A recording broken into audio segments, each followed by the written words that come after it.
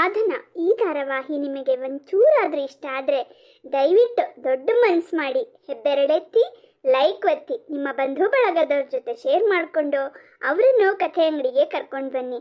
ಹಾಗೆ ಯಾರೆಲ್ಲ ಮೊದಲನೇ ಸಲ ಕಥೆ ಅಂಗಡಿಗೆ ಭೇಟಿ ಕೊಡ್ತಾ ಇದ್ದೀರೋ ದಯವಿಟ್ಟು ಸಬ್ಸ್ಕ್ರೈಬ್ ಮಾಡಿಕೊಂಡು ವಿಡಿಯೋ ನೋಡಿ.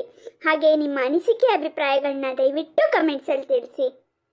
ಹಬ್ಬ, ಅಡುಗೆ ಎಲ್ಲ ಮುಗೀತು, ಪಾತ್ರೆನೂ ತೊಳೆದಿದ್ದಾಯಿತು, ಗ್ಯಾಸ್ ಕಟ್ಟೆ ಎಲ್ಲ ಒರೆಸಿ ಕ್ಲೀನ್ ಮಾಡಿದ್ದು ಆಯಿತು.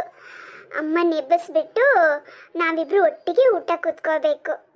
ಹೋ ಅಣ್ಣ, ಇಷ್ಟು ಬೇಗ ಬಂದ್ಬಿಟ್ಟಿದ್ಯಾ? ಬೆಳಿಗ್ಗೆ ಇಷ್ಟೆಲ್ಲ ನಡೀತಲ್ಲ, ನನಗೆ ತುಂಬ ಬೇಜಾರಾಗಿತ್ತು ಕಣೆ. ಮನಸ್ಸಿಲ್ದಿದ್ದ ಮನಸ್ಸಿಂದ ಆಫೀಸಿಗೆ ಹೋಗಿದ್ದೆ. ಇಷ್ಟೇ ಪ್ರಯತ್ನ ಪಟ್ಟರು ನನಗೆ ಮನಸ್ಸಿಟ್ಟು ಕೆಲಸ ಮಾಡ್ಲಿಕ್ಕೆ ಆಗಲೇ ಇಲ್ಲ ಕಣೆ. ಆಮೇಲೆ ಬಾಸ್ ಹತ್ರ ನಮ್ಮನೆ ವಿಷಯ ಎಲ್ಲ ಹೇಳಿದೆ.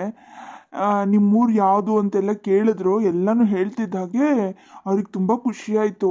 ಅಪ್ಪನೂ ಅವರು ಪರಿಚಯದವರಂತೆ, ಅಂದರೆ ಕಾಲೇಜಲ್ಲಿ ಅಪ್ಪ ಅವ್ರಿಗೆ ಸೀನಿಯರ್ ಆಗಿದ್ರಂತೆ. ಸೀನಿಯರ್ ಅಂದರೆ ಪ್ರೈಮರಿ ಸ್ಕೂಲಲ್ಲಂತೆ. ವಿಷಯ ಕೇಳಿ ಅವ್ರಿಗೂ ತುಂಬ ಬೇಜಾರಾಯಿತು. ಮನೆಗೆ ಹೋಗಪ್ಪ ಅಂತ ಅವರೇ ಹೇಳಿದ್ರು. ಮೊದಲು ಅಮ್ಮನ ಡಾಕ್ಟ್ರಿಗೆ ತೋರಿಸ್ಬೇಕು ಕಣೆ. ಓ ಹೌದಾ, ತುಂಬ ಒಳ್ಳೇದಾಯಿತು. ಅಣ್ಣ ಒಂದು ಕೆಲಸ ಮಾಡು, ನೀನೀಗ ಊಟ ಮಾಡು, ಆಮೇಲೆ ಅಮ್ಮನ ಎಬ್ಬಿಸ್ಬಿಟ್ಟು ಅವ್ರಿಗೆ ಊಟ ಮಾಡೋಕ್ಕೆ ಹೇಳಿ ಆಮೇಲೆ ಹಾಸ್ಪಿಟ್ಲಿಗೆ ಕರ್ಕೊಂಡೋದ್ರೆ ಆಯಿತು. ನೀನು ಮೊದಲು ಊಟ ಮಾಡು. ನನಗೆ ಊಟ ಮಾಡು ಅಂತ ಹೇಳ್ತಿದ್ಯಾ? ನೀನು ಊಟ ಮಾಡಿದ್ಯಾ? ನಂದು ಊಟ ಆಗಿಲ್ಲ ಅಣ್ಣ, ಈಗ ತಾನೇ ಅಡುಗೆ ಎಲ್ಲ ಮುಗೀತು. ಅಮ್ಮನ ಎಬ್ಬಿಸ್ಬಿಟ್ಟು ನಾನು ಅಮ್ಮನೂ ಒಟ್ಟಿಗೆ ಊಟ ಮಾಡಬೇಕು ಅಂತ ಯೋಚನೆ ಮಾಡ್ತಾ ಇದ್ದೆ, ಅಷ್ಟೊತ್ತಿಗೆ ನೀನು ಬಂದೆ. ಒಂದು ಕೆಲಸ ಮಾಡೋಣ, ಅಮ್ಮ ಮಲಗಿದಾಳಲ್ಲ, ಆರಾಮಾಗಿ ಮಲ್ಕೊಳ್ಳಿ. ನಾನು ನೀನು ಇಬ್ರು ಊಟ ಮಾಡೋಣ, ಆಮೇಲೆ ಅಮ್ಮಂಗೆ ಎಬ್ಸೋಣ, ಆಗಲ್ವಾ? ಹಾಂ ಸರಿ ಅಣ್ಣ, ಹಾಗೆ ಮಾಡೋಣ. ನೀನು ಕೈಕಾಲು ಮುಖ ತೊಳ್ಕೊಂಡು ಬಾ, ನಾನು ತಟ್ಟೆ ಎಲ್ಲ ಇಟ್ಟು ಊಟಕ್ಕೆ ರೆಡಿ ಮಾಡ್ತೀನಿ. ಸ್ವಲ್ಪ ಸಮಯದ ನಂತರ ಅಮ್ಮ ಅಮ್ಮ ಅಮ್ಮ ಇನ್ನೂ ನಿದ್ದೆ ಮಾಡ್ತಾ ಇದ್ದಾಳೆ ನೋಡು. ಇರು, ನಾನು ಎಬ್ಬಿಸ್ತೀನಿ. ಅಮ್ಮ ಅಮ್ಮ ಎದ್ದೇಳಮ್ಮ, ಊಟ ಮಾಡಿಕೊಂಡು ಆಮೇಲೆ ಬೇಕಾದ್ರೆ ಮಲ್ಕೋಬೋದು. ಎದ್ದೇಳಮ್ಮ. ಹಾಂ ಅಮ್ಮ. ಅಣ್ಣ ಏನಾಯ್ತು? ಅಮ್ಮ ಯಾಕೆ ಮಾತಾಡ್ತಿಲ್ಲ? ಏನಾಯ್ತು ಅಣ್ಣ? ಏನಾಯ್ತು ಅಂತ ನಾನು ಹೇಗೆ ಹೇಳಿ? ಮೊದಲು ಡಾಕ್ಟ್ರನ್ನ ಕರ್ಕೊಂಡು ಬರ್ತೀನಿ. ಅಣ್ಣ, ಡಾಕ್ಟ್ರನ್ನ ಕರ್ಕೊಂಡು ಬರೋದು ಬೇಡ, ಫೋನ್ ಮಾಡೋಣ. ಹಾಂ ಸರಿ ಸರಿ, ಫೋನ್ ಮಾಡ್ತೀನಿ. ಹಲೋ ಡಾಕ್ಟರ್, ನಾನು ಸುಬ್ಬಣ್ಣ ಅವ್ರ ಮಗ ಸೋಹನ್ ಮಾತಾಡ್ತಾ ಇರೋದು. ನಮ್ಮಮ್ಮ ಯಾಕೋ ಈ ಮಲಗಿದವಳು ಹೇಳ್ತಾನೆ ಇಲ್ಲ, ಯಾಕೋ ಗಾಬರಿ ಆಗ್ತಾ ಇದೆ. ಡಾಕ್ಟರ್ ಪ್ಲೀಸ್ ಬನ್ನಿ. ಡಾಕ್ಟರ್ ಬಂದು ಪರೀಕ್ಷೆ ಮಾಡಿದ್ರು. Sohan, sorry to say this, ನಿಮ್ಮಮ್ಮ ನಿಮ್ಮನ್ನೆಲ್ಲ ಬಿಟ್ಟು. ಅಂದ್ರೆ ಇನ್ಮೇಲೆ ನನಗೆ ಅಮ್ಮನೂ ಇಲ್ವಾ? ಹೌದಮ್ಮ, ಈ ಕಟ್ಟು ಸತ್ಯನ ನೀವು ಅರ್ಗಿಸ್ಕೊಳ್ಳೇಬೇಕು. ಸಾರಿ. ಅಣ್ಣ, ಅಮ್ಮನು ನಮ್ಮನ್ನು ಬಿಟ್ಟು ಹೋದ್ಲಲ್ಲ. ಈ ಅಪ್ಪ ಅಮ್ಮಂಗೆ ನಮ್ಮನ್ನ ತಬ್ಲಿ ಮಾಡಿ ಹೋಗೋ ಅರ್ಜೆಂಟ್ ಏನಿತ್ತಣ್ಣ? ಇಂಥ ಅಪ್ಪ ಅಮ್ಮನ ಜೊತೆಗೆ ಬಾಳೋ ಪುಣ್ಯನ ನಾವು ಪಡ್ಕೊಂಡು ಬಂದಿಲ್ಲ ಸಾಧನ. ದಿನಗಳೆಷ್ಟು ಬೇಗ ಕಳೆದೋಯ್ತು ನೋಡು ಸಾಧನ. ನಮ್ಮ ದುಃಖ ಮಾತ್ರ ಕಡಿಮೆ ಆಗಿಲ್ಲ. ಹೌದಣ್ಣ, ಅವರಿಗೆ ವೈಕುಂಠ ಸಮಾರಾಧನೆ, ಮಾಸಿಕ, ವರ್ಷಾಂತಿಕ ಎಲ್ಲನೂ ಮಾಡ್ಬೋದು. ಆದರೆ ಅವ್ರ ನೆನಪಿಗೆ, ಅವ್ರು ಕೊಟ್ಟ ಪ್ರೀತಿಗೆ, ಸಂಸ್ಕಾರಕ್ಕೆ ಅವೆಲ್ಲ ಮಾಡೋಕ್ಕಾಗತ್ತಾ ಅಣ್ಣ? ನಾವಿರೋವರೆಗೂ ಈ ನೋವು ನಮಗೆ ಶಾಶ್ವತ ಅಲ್ವಾ ಅಣ್ಣ? ಹೌದು ಕಣೆ ಸಾಧನ, ನಾವು ಪಡ್ಕೊಂಡು ಬಂದಿದ್ದೆ ಇಷ್ಟು. ಏನು ಮಾಡೋದು ಹೇಳು? ಆ ದೇವ್ರು ಕರೆಸ್ಕೊಳ್ಳೋವರೆಗೂ ನಾವು ಇಲ್ಲಿರಲೇಬೇಕು, ಜೀವನ ಮಾಡಲೇಬೇಕು. ನಿಜ ಅಣ್ಣ, ಇನ್ಮೇಲೆ ನನಗೆ ನೀನೇ ಅಪ್ಪ ಅಮ್ಮ ಎಲ್ಲ. ಎಷ್ಟು ದಿನ ಅಂತ ಹೀಗೆ ಕೊರಗ್ತಾ ಇರ್ತೀಯ? ನೀನು ಆಫೀಸಿಗೆ ಹೋಗಣ್ಣ. ನಿನಗೆ ನಾನು ಅಪ್ಪ ಅಮ್ಮ, ನನಗೆ ನೀನು ಅಪ್ಪ ಅಮ್ಮ. ಏನು ಮಾಡೋದು ಸಾಧನ? ನೀನು ಹೇಳ್ದಾಗ ನನ್ನ ಕೆಲ್ಸಕ್ಕೆ ಹೋಗ್ಲೇಬೇಕು. ಆದರೆ ಇಲ್ಲಿ ನಿನ್ನನ್ನು ಒಬ್ಳನ್ನೇ ಬಿಟ್ಟು ಹೆಂಗೆ ಹೋಗೋದೆ ನಾನು? ಅಣ್ಣ, ಜೀವನ ಈಗಾಗಲೇ ನನಗೆ ಸಾಕಷ್ಟು ಪಾಠ ಕಲಿಸ್ಕೊಟ್ಟಿದೆ. ನಾನು ಏನು ಮಾಡೋಕ್ಕಾಗಲ್ಲ ಅಂತ ನೀವೆಲ್ಲ ಅನ್ಕೋತೀರ. ಆದರೆ ನಾನೀಗ ಅಡುಗೆ ಮಾಡೋದು ಕಲ್ತಿದ್ದೀನಿ, ಮನೆ ನೀಟಾಗಿ ಇಟ್ಕೊಳ್ಳೋದು ಕಲ್ತಿದ್ದೀನಿ, ಇನ್ನು ಒಬ್ಬಂಟಿಯಾಗಿರೋದನ್ನು ಕೂಡ ಕಲ್ತ್ಕೊತೀನಿ. ಅಣ್ಣ, ನೀನು ಆಫೀಸಿಗೆ ಹೋಗ್ಬಾ.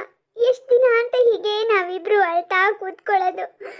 ನೀನು ಆರಾಮಾಗಿ ಹೋಗ್ಬಿಟ್ಟು ಬಾ ಅಣ್ಣ. ನಾನು ಬಾಗಿಲು ಹಾಕೊಂಡು ಮನೆಯಲ್ಲೇ ಇರ್ತೀನಿ. ಎಂಥ ಪರಿಸ್ಥಿತಿ ಬಂದ್ಬಿಡ್ತು ನೋಡು. ಈಗ ನಾನು ಆಫೀಸಿಗೆ ಹೋಗಿಲ್ಲ ಅಂದರೆ ನಮ್ಮಿಬ್ಬರ ಜೀವನ ನಡೆಯೋದಿಲ್ಲ. ಹಾಗಂತ ನಿನ್ನೊಬ್ಳನ್ನೇ ಇಲ್ಲಿ ಬಿಟ್ಟು ಹೋಗೋಕ್ಕೂ ಆಗಲ್ಲ ನನಗೆ. ನೀನು ಇಲ್ಲಿದ್ರೆ ನಾವಿಬ್ರು ಅದನ್ನೇ ಮಾತಾಡ್ತಾ ಇರ್ತೀವಿ, ಮತ್ತೆ ಅಳ್ತಾ ಇರ್ತೀವಿ. ಬೇಡ ಅಣ್ಣ, ನೀನು ಆಫೀಸಿಗೆ ಹೋಗು. ಮತ್ತೇನಾದರೂ ನಿನ್ನನ್ನು ಕೆಲಸದಿಂದ ಕಿತ್ತು ಹಾಕ್ಬಿಟ್ರೆ ನಮಗೆ ಕಷ್ಟ ಅಲ್ವಾ? ನೀನು ಆಫೀಸಿಗೆ ಹೋಗು, ನಾನು ಇಲ್ಲಿರ್ತೀನಿ. ಮನೆಯಿಂದ ಒಂದು ಹೆಜ್ಜೆನೂ ಹೊರಗಿಡಲ್ಲ. ಹೆಚ್ಚು ಅಂದರೆ ಹಿತ್ಲಿಗೆ ಹೋಗ್ತೀನಿ ಅಷ್ಟೇ, ನಾನು ಎಲ್ಲಿಗೂ ಹೋಗಲ್ಲ ಅಣ್ಣ. ನಮ್ಮ ಅಕ್ಕಪಕ್ಕದ ಮನೆಯವರು ಒಂದು ಸ್ವಲ್ಪ ವ್ಯಂಗ್ಯವಾಗಿ ಮಾತಾಡ್ತಾರೆ, ಆಡ್ಕೊಂಡು ನಗ್ತಾರೆ ಅನ್ನೋದು ಬಿಟ್ಟರೆ ಕೆಟ್ಟವರೇನಲ್ಲ. ಹಾಗೇನಾದರೂ ನನಗೆ ತೊಂದರೆ ಆದರೆ ಅವ್ರನ್ನ ಕರಿತೀನಿ, ಹೆಲ್ಪ್ ಮಾಡ್ತಾರೆ ಅವರು. ನೀನು ಹೇಳೋದು ನಿಜ ಸಾಧನ. ನಮ್ಮ ಜೀವನ ಬಂಡಿ ಮುಂದಕ್ಕೆ ಹೋಗ್ಬೇಕು ಅಂದರೆ ನಾನು ಕೆಲ್ಸಕ್ಕೆ ಹೋಗಲೇಬೇಕು. ಹುಷಾರಮ್ಮ, ನಾನು ಕೆಲ್ಸಕ್ಕೆ ಹೋಗ್ಬಿಟ್ಟು ಬರ್ತೀನಿ. ಏನಾಯ್ತು ಸಾಧನಾ, ಯಾಕೆ ಕೂತ್ಕೊಂಡ್ಬಿಟ್ಟೆ? ಏನಿಲ್ಲ ಅಣ್ಣ, ಹಾಗೆ ಒಂಥರ ಸುಸ್ತಾದಂಗೆ ಆಯಿತು, ಕೂತ್ಕೊಂಡೆ. ನೀನು ಆಫೀಸಿಗೆ ಹೋಗ್ಬಿಟ್ಟು ಬಾ ಅಣ್ಣ. ಅಯ್ಯೋ, ಸುಸ್ತಾಗ್ತಾ ಇದೆಯಾ? ಡಾಕ್ಟ್ರ್ ಹತ್ರ ಹೋಗೋಣ. ಅಣ್ಣ, ನನ್ನ ದೇಹಕ್ಕೇನೂ ಆಗಿಲ್ಲ, ಮನಸ್ಸಿಗೆ ನೋವಾಗಿದೆ. ಅದು ಸರಿ ಆಗಬೇಕು ಅಂದರೆ ನಾನೇನಾದರೂ ಕೆಲಸ ಮಾಡಬೇಕು.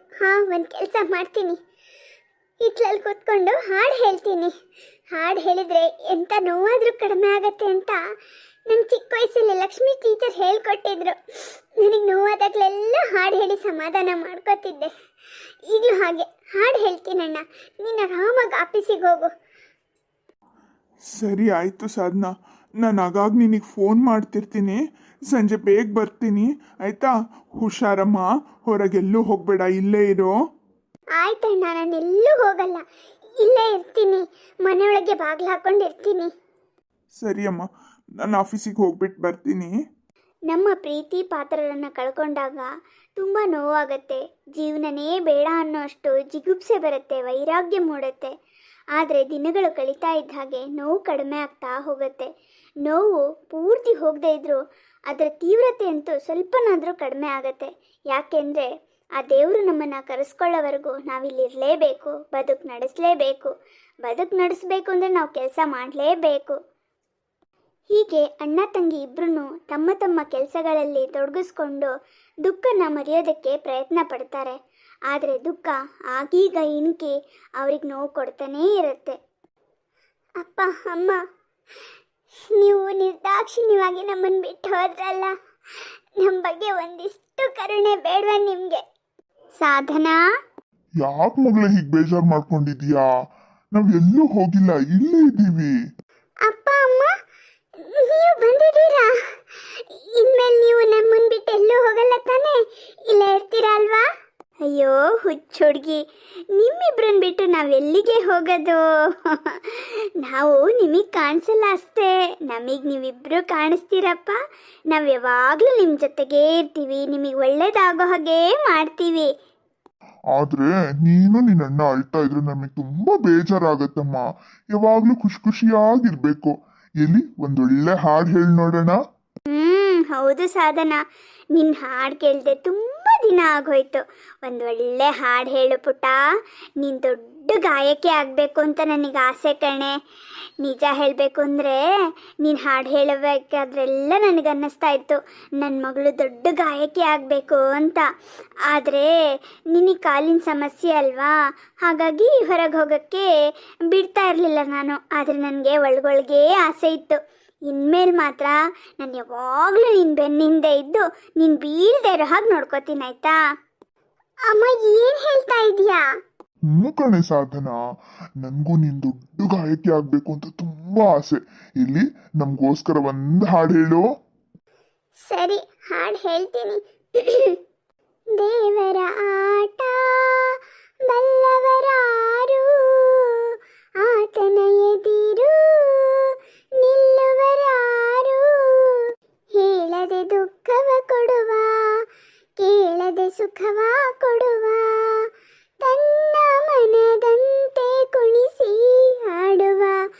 ದೇವರಾಟ ಬಲ್ಲವರಾರು ಆತನ ಎದಿರು ನಿಲ್ಲುವರಾರು.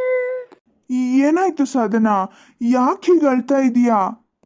ಅಣ್ಣ, ಅಪ್ಪ ಅಮ್ಮ ಬಂದಿದ್ರು. ಎಲ್ಲಿದ್ದಾರೆ ಅವರು? ಏನು, ಅಪ್ಪ ಅಮ್ಮ ಬಂದಿದ್ರಾ? ಯಾಕೆ ಹೀಗೆ ಮಾತಾಡ್ತಿದ್ಯಾ? ನನಗೆ ಭಯ ಆಗ್ತಿದೆ ಕಣೆ. ಇಲ್ಲ ಅಣ್ಣ, ಅಪ್ಪ ಅಮ್ಮ ಇಬ್ರು ಬಂದಿದ್ರು.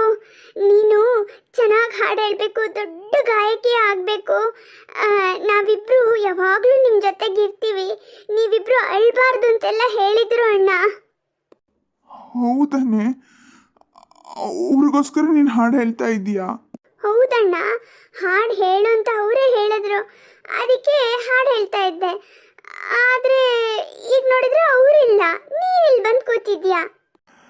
ನೀನು ಹೇಳೋದು ನೋಡಿದ್ರೆ ಅಪ್ಪ ಅಮ್ಮ ಈ ಮನೆಯಲ್ಲೇ ಇದ್ದಾರೆ, ನಮ್ಮನ್ನು ಬಿಟ್ಟು ಎಲ್ಲಿಗೂ ಹೋಗಿಲ್ಲ.